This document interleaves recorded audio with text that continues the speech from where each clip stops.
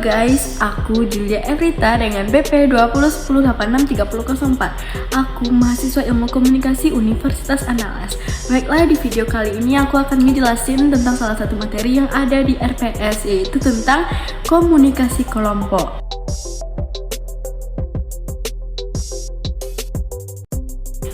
Kita sebagai manusia merupakan makhluk sosial yang sangat-sangat butuh untuk berinteraksi dengan manusia lain. Jadi untuk sebab itu kita harus mengetahui dulu apa sih itu komunikasi kelompok.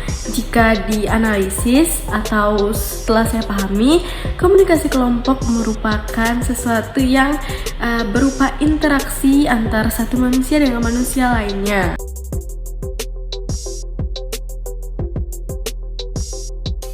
Jadi komunikasi kelompok ini terbagi dua, yaitu ada komunikasi kelompok besar dan komunikasi kelompok kecil. Yang pertama tadi ada komunikasi kelompok kecil, yaitu memiliki ruang lingkup yang kecil dan bertujuan untuk mendapatkan feedback dari individu yang kita ajak berkomunikasi tersebut. Jadi ini contohnya seperti seminar, diskusi kelompok, atau curhat dengan teman, begitu yang berfungsi untuk mendapatkan feedback tadi, sehingga kita mendapatkan kepuasan tersendiri dari komunikasi ini.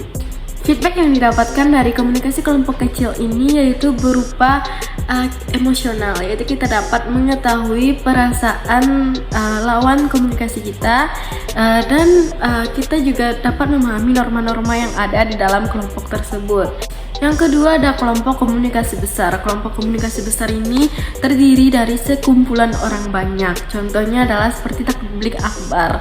Jadi feedback yang didapatkan di sini bersifat heterogen karena komunikannya itu berasal dari banyak orang. Jadi atau yang memiliki pemikiran-pemikiran yang berbeda, sehingga agak susah untuk menyamakan pendapat di sini. Sehingga ini mengakibatkan individunya bersifat lebih emosional karena heterogen tadi, begitu.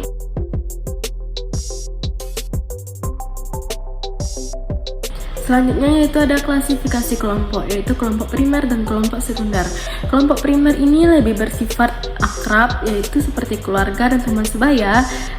Terus yang kelompok sekunder itu merupakan hubungan yang terjalin tidak akrab, yaitu seperti sekolah dan instansi atau sekerumunan orang yang hanya bertahan di sana saja, begitu.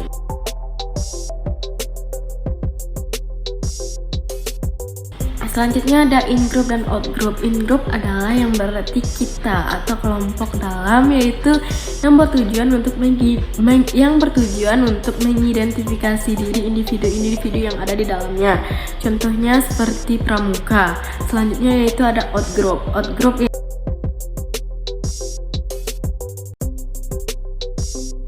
Selanjutnya ada membership group dan reference group. Membership group ini yaitu yang secara individunya sudah terdaftar di dalam kelompok tersebut, baik secara fisik dan secara administratif.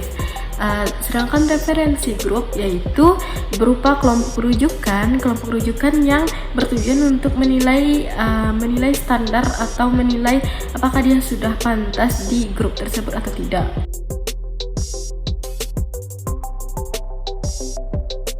Pengaruh dari komunikasi kelompok, yaitu yang pertama ada konformitas. Konformitas ini yaitu berupa kelompok dapat mengubah tingkah laku dan kebiasaan individu menjadi sesuai dengan norma yang berlaku. Jadi mereka akan semakin patuh dan taat kepada peraturan-peraturan yang ada di masyarakat. Yang kedua ada fasilitasi sosial, yaitu kelompok dapat mempermudah individu. Jadi dengan adanya kelompok, kita akan semakin mudah untuk melakukan sesuatu karena dikerjakan secara bersama-sama. Hal ini tentu saja menaikkan kualitas dari pekerjaan individu tadi. Yang selanjutnya yaitu ada polarisasi, yaitu kecenderungan kelompok untuk memilih sesuatu yang lebih ekstrim atau yang tidak pernah mereka pikirkan sebelumnya. Jadi di sini yaitu mereka akan berdiskusi tentang sesuatu sehingga menghasilkan hasil yang tidak pernah terpikirkan sebelumnya. Jadi hal ini bisa berdampak positif maupun negatif kepada kelompok.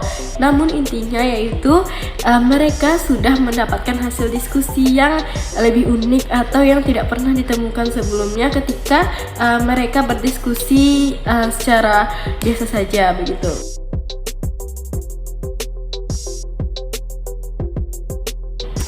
Selanjutnya yaitu faktor-faktor yang mempengaruhi keaktifan komunikasi kelompok. Yang pertama ada faktor situasional.